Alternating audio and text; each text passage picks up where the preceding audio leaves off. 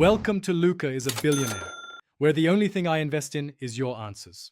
You start now, open Excel and make a simple master table with columns for ID, contact, stage, value, dollar, and close prob %. Why?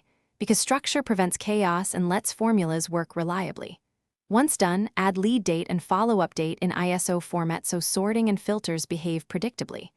Make a column for source tags, organic, paid, referral so you can slice performance later. Finally, convert the range to a table. It unlocks structured references and keeps formulas dynamic as rows are added. You now build the core. Create a separate stages sheet listing each funnel step and expected conversion rates. This lets you model outcomes.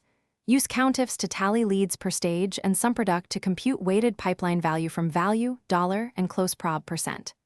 Once done, add helper columns, age in days equals today, minus lead date, and a next action flag that checks follow-up date versus today. Make sure to use structured references so totals and formulas update as you add rows. You finish by assembling a dashboard, pull metrics into pivot tables and create a funnel chart plus a trend line for weighted pipeline value.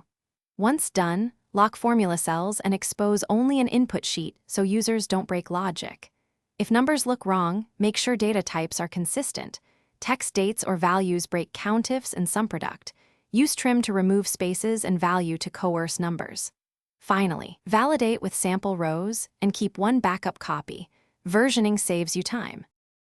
Thanks for watching and please subscribe. It's the best investment you'll ever make.